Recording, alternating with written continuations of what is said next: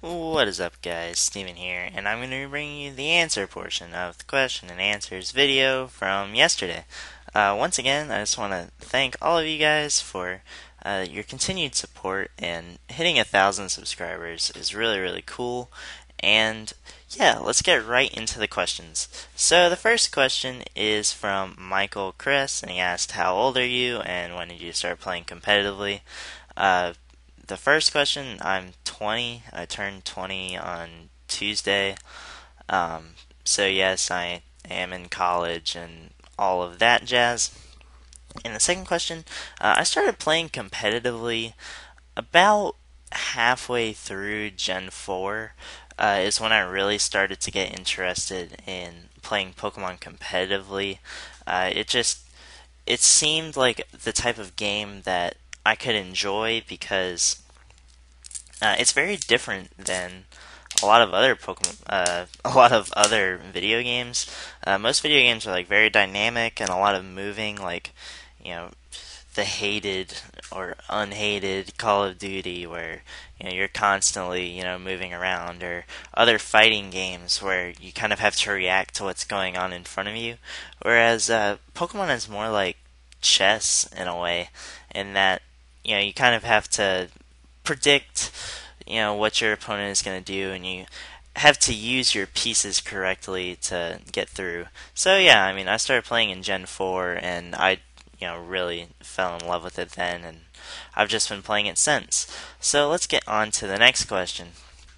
The Real Hacks asks, "Do people ever make fun of you for still playing Pokemon at your age?" The answer is no. Basically, it's lots of people, especially people that are engineers like I am. Everyone has their kind of weird, quirky thing, and to be honest, if you don't make a big deal out of playing the game, I mean, it is just a game to me. It's not, it doesn't define who I am. I'm just playing a game because it's fun, and basically, if you have that attitude, uh, you're gonna be fine. It's just a game. Alright, the next question is from IGHal1. They asked, "What's the competitive Pokemon you wish the most was real?" I'm talking here about something like a strong defensive dragon type, a fast special attacking rock type, a bulky prankster user, or something like that. If you asked me this question a year ago during Black White 2 OU, the answer would have easily have been, I want a normal ghost type that gets rapid spin. The reason I would have said that a year ago is because hazard removal was very difficult in Gen 5. Mostly because the only way to remove hazards was with rapid spin, and the rapid spinners in OU really kind of all got shut down by Jellicent. Fortress couldn't really reliably spin on Jellicent. Um, they basically had to keep momentum by volt switching on it. And Starmie could beat it if you had like analytic thunder on the switch in, but that was kind of you had to be able to predict very, very well, and it was hard to remove hazards. So I think having a ghost normal type with rapid spin kind of would have helped centralize the metagame and would have made pursuit trapping spin blockers much easier. But for this generation, what I really wish there was a Pokemon that got better use out of the competitive ability. If you don't know what competitive does, it raises your special attack by 2 stages when one of your stats is lowered. So it's basically the special version of Defiant. So I feel like if we had a good competitive Pokemon, that would make defogging even more of a difficult thing to do, because in most situations you can run a defogger like Latios or Latias, and yeah, Bisharp can come in and kill you, or at least get up to +2, but then you just have to revenge Bisharp, which is relatively easy on offensive teams with Pokemon like Keldeo. So I figured a Pokemon with competitive that was really good would be awesome. So yeah, alright, let's get into the next question. Halfway to Hazard V2 asks, "What's your favorite playstyle and why?" So this is kind of funny. basically all of the videos I've posted to this channel, or most of them, I would say, have been of me using hyper offense. And I would say that hyper offense is not actually my favorite playstyle. The reason that I've used hyper offense a lot this generation is because it's easily the best playstyle. Stall might actually be better, but no one likes to watch stall. But my favorite has basically always been balance. And the reason I like balance is because basically you can win the game in so many different ways with a balanced team. If you're using a really well-built, balanced team, you can beat hyper-offensive teams with your defensive core. You can wear down the opponent and end up winning with your offensive Pokemon after you've, weakened the opposing team. If you're facing a stall team, then you can use your stall breakers on your balanced team to break through that.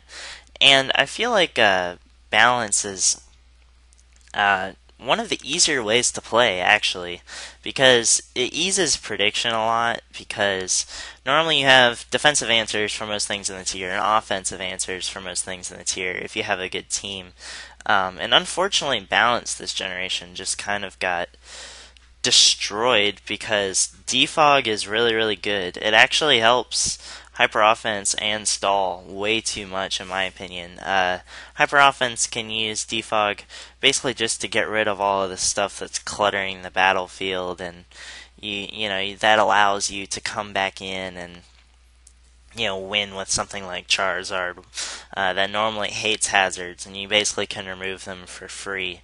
And with stall, normally the way you would beat stall last generation was by stacking hazards against them and not letting them spin at all costs. And you can't really do that now because, defog is a thing, so Skarmory just carries defog on stall teams because it's not affected by spikes or toxic spikes, and it only takes neutral damage from Stealth Rock, and it's so bulky it's really easy to defog.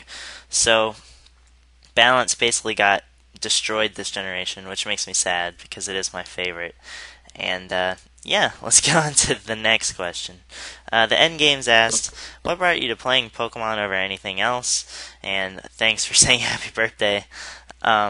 Basically, like I said earlier, Pokemon just seem more interesting to me than a lot of other video games. I still like to play games just for fun, but the reason I chose to get into Pokemon competitively is because basically you have to outwit your opponent more than having skill, I guess. I've never really been good at games that involve a ton of skill or whatever, like Super Smash Bros, Brawl, and stuff like that.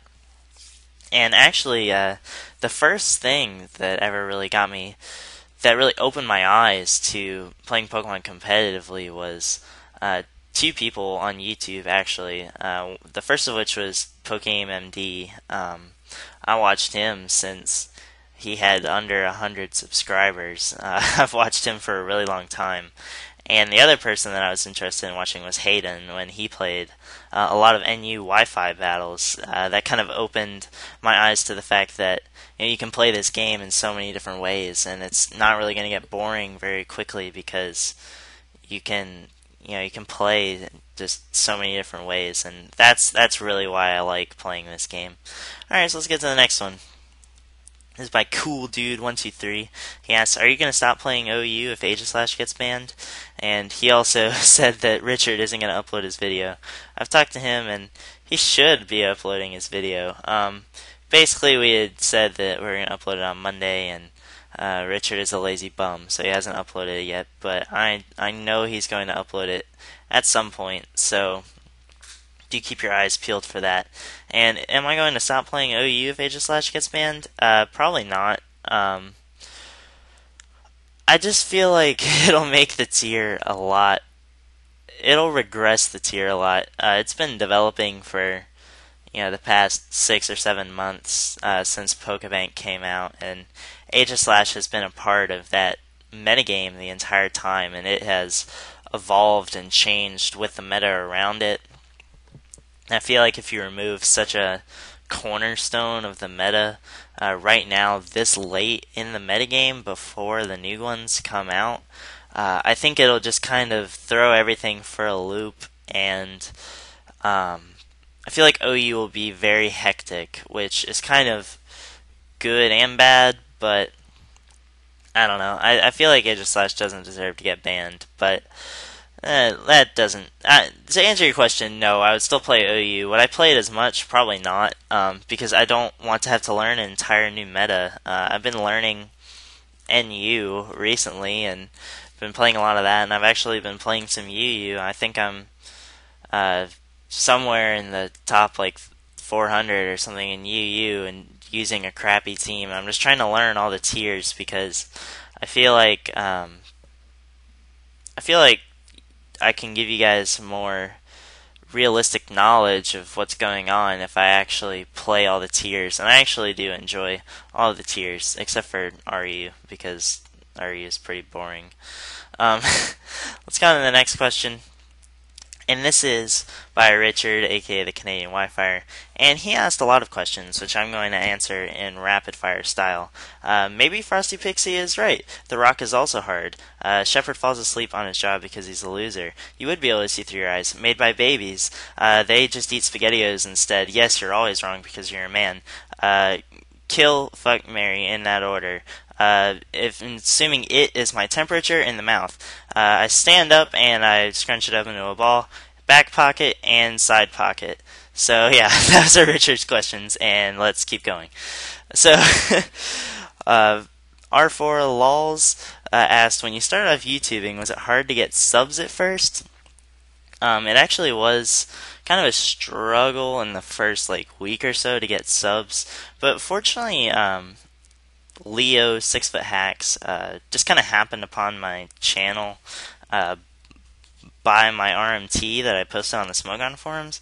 I just wanted to upload a narration of a battle with my team because I thought that it would actually add to the RMT, because I was able to explain why certain members of my team worked against standard meta threats.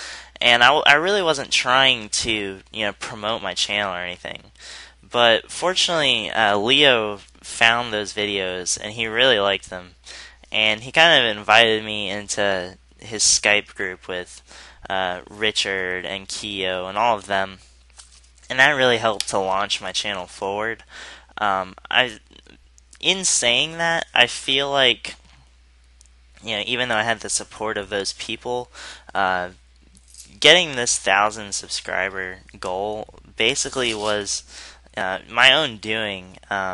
They did help me, but I feel like I put out quality content, and just being able to have my name out there was able to kind of propel me forward. So really, if you're trying to start your own YouTube channel and it's slow going at first, don't worry. I mean, if you keep putting out good content, eventually people will find you. That's just how the world works. If you do something well, then people will find you. Alright, so let's go on to the next question. This is from Keo, and he wants to know how far Leo and I actually got in our first date, and he has $20 on second base. Well, unfortunately, Keo, I only have $8 right now, so I'll have to spot you the other 12 later. And he asks, if you could have any superpower, what would it be? Basically, it would be to be a hacks god. I'd like to be able to crit anytime I want to crit. I'd like to be able to freeze anytime I want to freeze. Always get scald burns. Basically, I just want to be able to hacks the crap out of my opponent. And because that normally happens to me. So that would be good. He also wants to know where my tickle spot is and if he can lick it. So just, yes. Alright, so this next question is kind of the same question asked in a different way. Shane Smith asks, what Pokemon gen is your favorite, which I'm assuming is in-game. And Devin asks, what is your favorite generation competitively? So my favorite generation in-game was easily Gen 3 with Sapphire, Ruby, and Emerald. The reason I like those is I actually grew up with red and blue and and yellow and then gold, silver, crystal. And having grown up with those games, the leap that Pokemon took from Gen 2 to Gen 3, I think was probably the biggest jump that they had ever made to that point easily. And I would say it's still probably bigger technologically as well as game mechanics wise as they took from Gen 5 to Gen 6 with XY.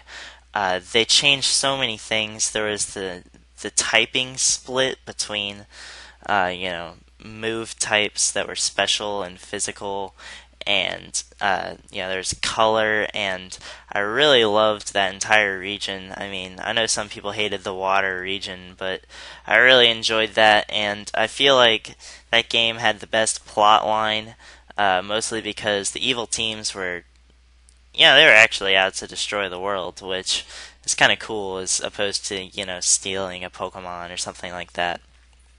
And I also like the legendaries the best out of that, and I like the champion the best. Steven was just the coolest champion, and Metagross is just amazing, and yeah, that's just the Gen 3 was just basically the peak of my childhood, so that's why that's my favorite. And then asks, what's your favorite generation competitively? Competitively, I really like Gen 5, actually, because Gen 5, Black White 2, I like that the best because I feel like it was one of the most balanced metas we've ever had. Um, Basically, you could run all three team archetypes being offense, balance, and stall within basically four different categories: rain, sun, sand, and weatherless. And all of them really worked equally effectively, and I feel like that made the meta very balanced and it made team building a challenge. And I really like how this game can challenge you, and I feel like that meta was easily the most balanced, and it was just fun. And I miss Weather Wars. I hope they bring Weather Wars back next generation because uh, it really was an interesting aspect of battling, determining when your weather was important and when you needed it and when to sack your weather. And once you won the weather war, you felt really good because you knew it gave you a big advantage. So that was just always a really good feeling. So let's get on to the next question. Just by 6 Foot Hacks, he asks, Richard, kill, murder, pick. Well, that's four options for one, Leo, and I'm gonna pick kill, murder, and kill on Richard. Why is Kyo so lame and thinks he's godly? I don't know. He's clearly not. Why does Nathan's vocabulary only consist of true and call ended when I was about to join? Well, you see, he had an accident as a child, and yeah. Why does Andy think he's black? I'm not gonna go there. When are we hanging out again? I don't know, friend. Maybe before the end of the summer. I'm only here for 2 more weeks. And he asked, lastly, what do you think you'd be doing if I never saw your RMT and added you to the group chat? I think I'd still be uploading as much as I am. I would probably have a lot less subs, but I think I'd be uploading and, um, you know, uploading to YouTube is just something I do for fun, and I really do enjoy it, and I mostly enjoy it just because I enjoy playing this game. Pokemon is just a really fun game, so I feel like I'm pretty decent at it. So that's why I decided to upload, because I kind of wanted my channel to be a place for people to go to learn about the game and to try to get better at it. So yeah, I mean that's basically that. And the last question is from Iron112. What do you have planned for the future? Basically, I'm just gonna keep doing what I'm doing, and what I've been doing is just uploading whatever I want to upload, and just playing whatever I want to play. I really don't plan on uploading anything other than Pokemon content for sure. I may end up starting my own Let's Play series. I originally had a Let's Play series with Keo, but he recently kind of stopped uploading. Maybe he'll start uploading again and I can continue that other series, but yeah, I mean, I'm just going to keep playing.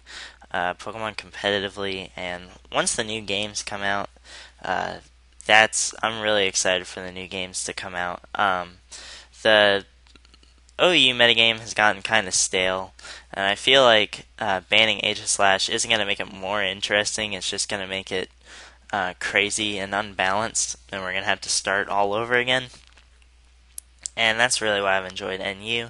So, yeah, I mean, I'm pretty much just going to keep going with a mix of NU and OU content.